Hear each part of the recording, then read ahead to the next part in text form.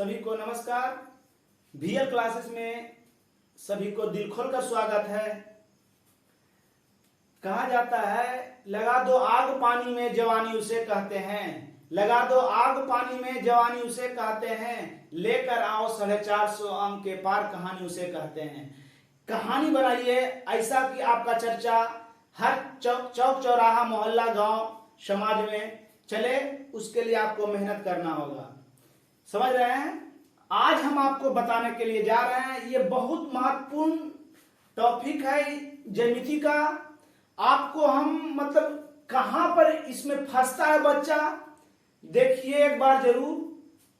आपको लगेगा कि वास्तविक में ये कुछ अलग ढंग के सर बताए हैं। एक बार आप देखिए इसको।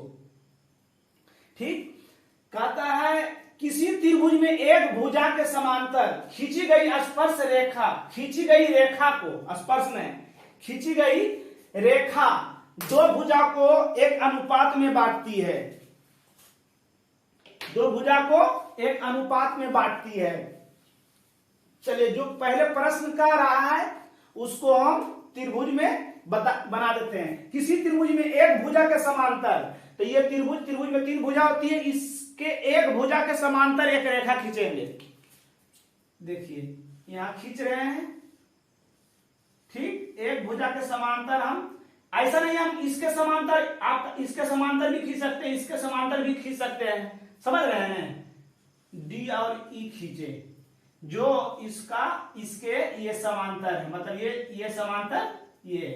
ठीक, अब समांतर खींची गई दो भुजाओं को बराबर अनुपात में बांटती है, समान अनुपात में बांटती है। मतलब कह रहा है आपको कि अब खींची गई स्पर्श रेखा तब ये दोनों बराबर भाग में बांटती है। मतलब आपको सिद्ध करना है ये बराबर ये बराबर, मतलब अनुपात मैंने बटा इतना बराबर इतना बटा इतना। विशेष प्रतिज्ञा सबसे पहले मतलब इसके बारे में लिखिए। विशेष प्रतिज्ञा ऐसा कि नहीं हम जैसे लिख रहे हैं वैसे ही लिखना आपको है, इसके बारे में आपको लिखना है कि माना कि एबीसी एक त्रिभुज डीईएफ जो बीसी के समांतर है। समझ रहे हैं? इसको हम रोक के लिख दे रहे हैं ताकि समझ में आ गया होगा।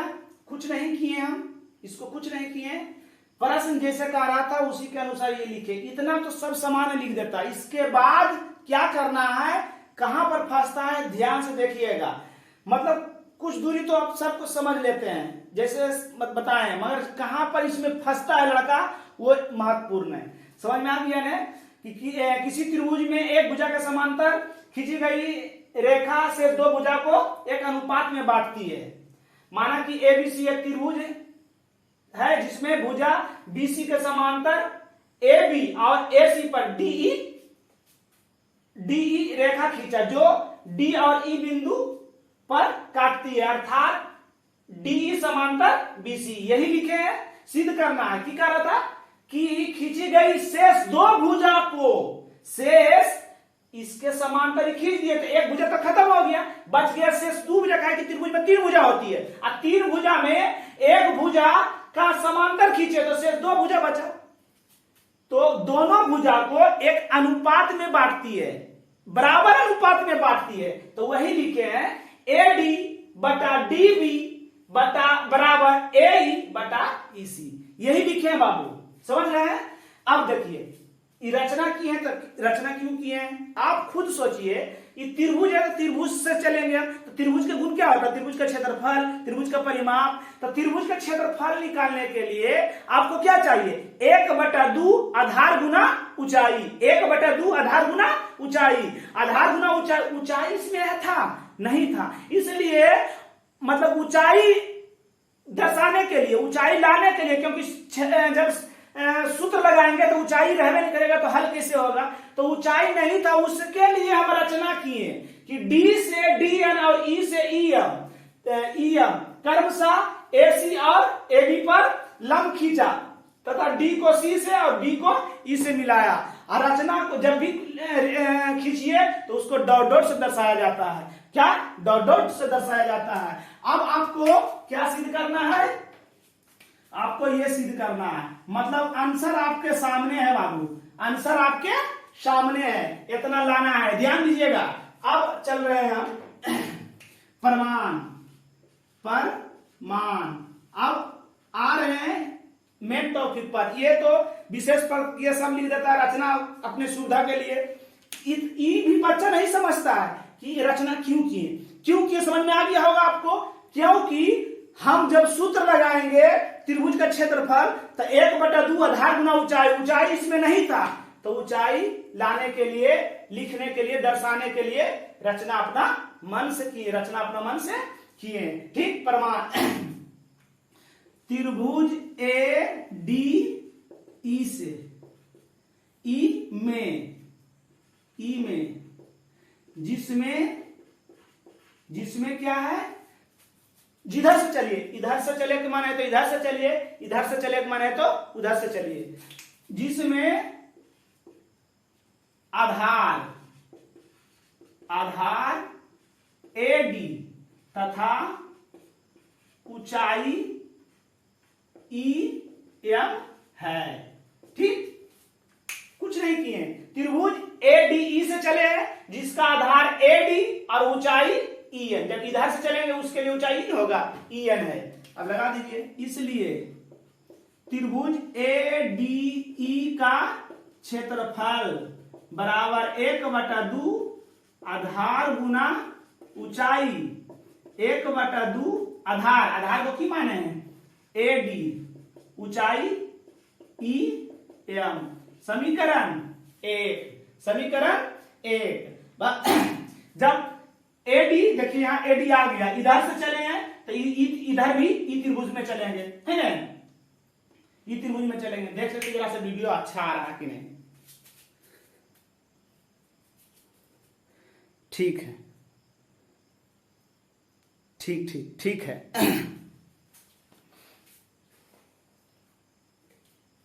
चलिए, त्रिभुज बी डी ई से, बी डी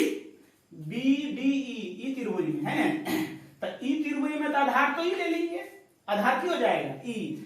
एक नियम है कि किसी त्रिभुज के किसी भुजा के बढ़ाए हुए भाग पर लंब है तो पूरे पर लंब होता है। और लंब जो हम है देखिए लिखे हैं ई एन, कहां पर लिखे हैं, हाँ ई एम की लिखे हैं, ए बी पर लंब है, मतलब ये पूरा पर लंब है। ठीक से तो हो गया, आधार हो जाएगा आपका, आधार हो जाएगा डी और बी तथा ऊंचाई जो हो जाएगा वही ई और एम, ई और एम।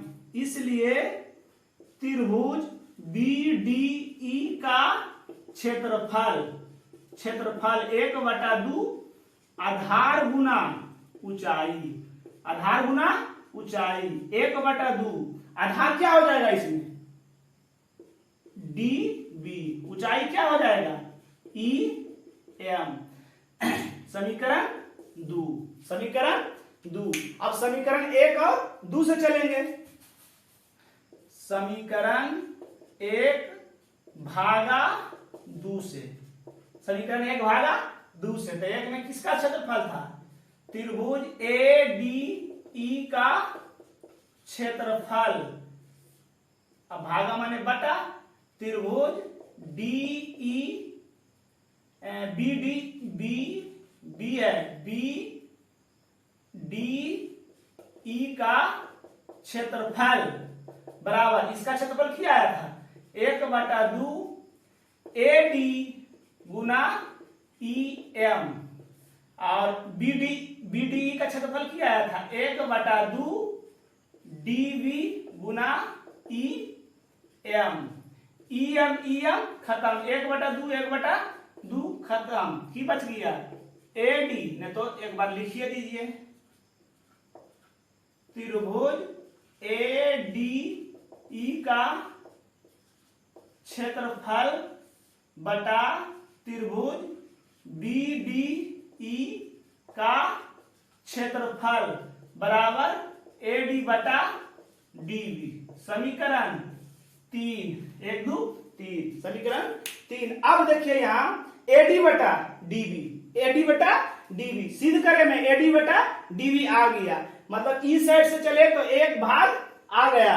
अब कौन से चलेंगे, ऊ साइड से चलेंगे। इसको वीडियो रोक के आप उतार। चलिए समझ गया ये याद रखिएगा। मतलब एक साइड आ गया मेरा, इस साइड से चले तो ये आ गया, अब उस साइड से चलेंगे। बात समझ रहे हैं? मिटाते हैं। चलिए अब देखिए, अब उस साइड से चलते हैं। फिर यह पुनः त्रिभुज ए डी ई से, जिसमें आधार हो गया मेरा, जिस पर लंब रहे वो आधार ए तथा ऊंचाई हो जाएगा डी एन। उस साइड से चले तो ऊंचाई डी एन है, ये लंब है तो 90 डिग्री का कोण यहां पर, ठीक लगा दीजिए। इसलिए त्रिभुज ए डी ई का क्षेत्रफल 1/2 आधार गुना ऊंचाई, 1/2 आधार क्या हो जाएगा, आधार लिखे हैं भी, आधार ए तो ए गुना ऊंचाई डी एन। समीकरण 4, समीकरण 4, ठीक ये हो गया। अब इधर से चलेंगे, त्रिभुज सी ई बी से, जिसमें आधार ईसी तथा ऊंचाई डी एन, ठीक। इसलिए त्रिभुज सीई बी का क्षेत्रफल 1/2 आधार गुना ऊंचाई, 1/2 आधार की लिखे हैं ईसी, ऊंचाई डी एन। समीकरण 5, समीकरण 4/5 से, 4/5 से की था त्रिभुज ए डी ई का क्षेत्रफल बटा, गर्मी में नहीं देखिए, पसीना नहीं देखिए, अभी तो चला हुआ है। राजा गर्मी से पसीना छूटा था, जाई कोको लेके आई कोको कोला, तो चला हुआ है भाई अभी, इसलिए पसीना ना इधर देखिए ध्यान से। त्रिभुज ए डी ई का क्षेत्रफल बटा त्रिभुज सीई बी का क्षेत्रफल बराबर 1/2 ए ई गुना डी एन बटा 1/2 ई सी गुना डी एन। डी एन 1/2 ए ई बटा ई सी। समीकरण 6। अब देखिए यहीं पर फंसता है, इसके बाद बच्चा फंस जाता है, इसके बाद क्या होता है, बच्चा फंसता है। देखिए क्या करना है, सिद्ध करना हमको क्या था, ए डी बटा डी बी बराबर ए ई बटा ई सी। इस सिद्ध करना था बउआ, इस सिद्ध करना था। देखिए आया कि नहीं, ए डी बटा डी बी और ए ई बटा ई सी। समीकरण 3 और 6 में आ गया है, मगर इसके साथ क्या आ गया, त्रिभुज ए डी ई का क्षेत्रफल बटा त्रिभुज बी डी ई के क्षेत्रफल के ही बराबर है। इसमें भी आया, इसमें भी ए डी ई का क्षेत्रफल ई सी सीई बी का क्षेत्रफल के बराबर है। तो हमको तो लाना है ये दोनों, मगर आ गया ये दोनों भी, तो ये दोनों को कैसे खत्म करना है ये समझना है। यही समझ में नहीं आता है, इतना सब बच्चा रट लेता है, बना लेता है, इतना सब बच्चा बना लेता है, मगर इसके बाद फंसता है। वो मैटर हम आपको बता रहे हैं, कैसे फंसता है, कैसे मतलब उसको दिमाग नहीं काम करता। सोचिए, आप खुद सोचिए, लाना है इतने, मतलब इतना और इतना लाना, मगर इसके साथ ई जुड़ा हुआ, इसके साथ ई जुड़ा हुआ, तो अब देखो ई दोनों को कैसे खत्म करना है, ई दोनों को कैसे खत्म करना है। ध्यान दीजिए, देखिए एडीई का क्षेत्रफल, एडीई का क्षेत्रफल इसके मतलब ऊपर है, इसके ऊपर, दोनों बराबर है, नीचे वाला को भी बराबर कर देंगे तो खत्म हो जाएगा कि नहीं। दायां साइड बराबर, बायां साइड बराबर, तो दायां साइड अपरूपी बराबर की ज्यामितीय भाषा कहते हैं, ज्यामितीय भाषा कहते हैं। या इसको शुद्ध करने के लिए आप जो मतलब ये दोनों बराबर ला दीजिएगा, तो भागा दीजिएगा, तो दोनों बराबर है, 4 से 4 में भागा देंगे क्या आएगा, 1 आएगा। तो 1 से इसमें गुना करेंगे तो इतने आएगा, 1 से इसमें गुना करेंगे तो इतने आएगा, इतना बराबर है इतना। तो ये दोनों को खत्म करना है। अब ये दोनों खत्म कैसे होगा ये सोचना है, ये सोचना है। ऊपर दोनों का बराबर है, नीचे के दोनों बराबर करना है। नीचे के बराबर करने के लिए ध्यान दीजिए क्या करना है आपको, ध्यान दीजिए नीचे को बराबर क्या कैसे करेंगे। चलिए देखिए, इसको बराबर कैसे करना है, मतलब त्रिभुज CEB को हमको लाना है त्रिभुज BDE, ठीक। चूंकि DE समांतर BC ये पहले से है, ये दिया है बाबू, दिया है, ये दिया हुआ है कि नहीं, प्रश्न में ही था, ये दोनों दिया हुआ था, बात समझ रहे हैं। अब देखिए CBE, C क्या लिखे हैं, हाँ CEB, CEB, ठीक। और इसका नीचे क्या है BDE, BDE, ई त्रिभुज, ई त्रिभुज, ई त्रिभुज और ये त्रिभुज, ये दोनों को खत्म करना है। देखिए कैसे खत्म होगा। ई त्रिभुज का भुजा एक भुजा डी है, और ई त्रिभुज का भी वही भुजा डी है। मतलब कहने का मेरा मतलब हो गया कि DE दोनों त्रिभुज में आ रहा है, मतलब दोनों का आधार मान लो एक ही है, कौन चीज D है, और दोनों त्रिभुज एक समांतर रेखा के बीच है। तो हम जानते हैं कि दो त्रिभुज का आधार एक ही हो और दोनों समांतर रेखा के बीच हो, तो दोनों का क्षेत्रफल बराबर होता है। क्या होता है, बराबर होता है बाबू। बात समझ में आ गया, बस यही लिख देना है। क्या लिखना है कि D, क्या लिखना है कि आधार, हाँ आधार, आधार D, आधार D, आधार D दोनों त्रिभुज में है। आधार D दोनों त्रिभुज में है। देखिए ध्यान से, उसको ध्यान से देखिए, है कि नहीं, दोनों त्रिभुज में है कि नहीं है, ध्यान से देखिए, ठीक। और एक हो गया कि दोनों त्रिभुज में DE है और दोनों त्रिभुज एक समांतर रेखा के बीच है। आधार DE दोनों त्रिभुज समझ रहे हैं, दोनों त्रिभुज में, नहीं तो ऐसे भी लिख सकते हैं आधार DE, आधार DE त्रिभुज BDE तथा त्रिभुज CED में है, D में है, दोनों त्रिभुज में DE है नहीं, ठीक। और दोनों का त्रिभुज में दो समांतर रेखा के बीच है। ये दोनों समांतर रेखा है बउआ, ये दोनों समांतर है, दोनों समांतर के क्या है, बीच में है। बात समझ रहे हैं, देख लेते जरा वीडियो बन रहा सही कि नहीं। चलिए लिख दीजिए, हम जानते हैं कि दो त्रिभुज का आधार एक ही हो तथा दो समांतर रेखा के बीच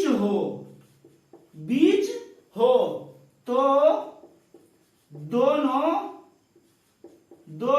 त्रिभुज का क्षेत्रफल बराबर होते हैं।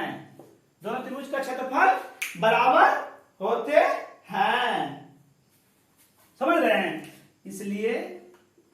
इसलिए त्रिभुज BDE का क्षेत्रफल बराबर त्रिभुज CED का क्षेत्रफल बराबर हो गया दोनों, है ना।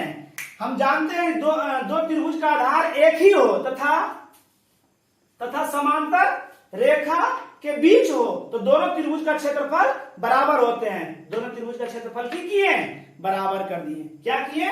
बराबर कर दिए। दोनों त्रिभुज का क्षेत्रफल बराबर कर दिए। बस हो गया, काम मेरा हो गया। इसलिए इसको मान लीजिए 7 मान लीजिए। समीकरण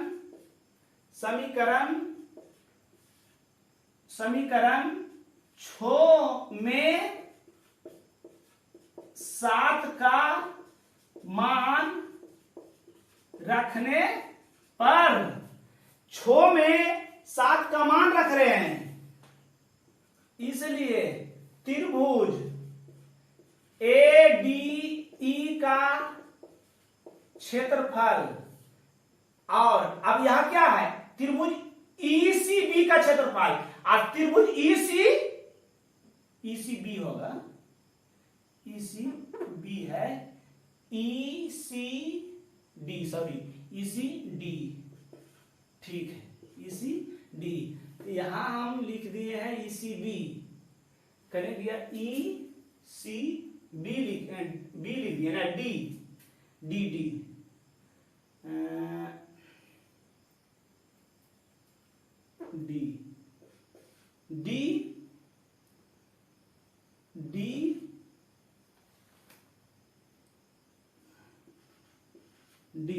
ठीक। त्रिभुज CED किसके बराबर है? किसके बराबर है? त्रिभुज BDE का क्षेत्रफल के बराबर है। तो दे दिए उसके जगह पर, और उसके बराबर किसका है? AE बटा EC के बराबर है। समीकरण 8। यहां पर फिर से समझिए, हम बोले थे कि दोनों त्रिभुज का आधार एक है और दोनों समांतर रेखा के बीच है तो दोनों का क्षेत्रफल बराबर होगा। बस वही ये लिखे हैं। और समीकरण में जो 6 में था जो CED, उसके जगह पर की लिख दिया, CED के किसके बराबर है? BDE के बराबर है, तो CED के जगह पर की लिख दिए? BDE लिख दिए। अब समीकरण 8 और 3 मिलाइए। 8 और 3 मिलाइए, देखिए 8 और 3 में देखिए ADE का क्षेत्रफल बटा BDE का क्षेत्रफल, यहां भी देखिए ADE का क्षेत्रफल बटा BDE का क्षेत्रफल आ गया, हो गया हिसाब। यहां देखिए कर देते हैं, समीकरण 3 और 8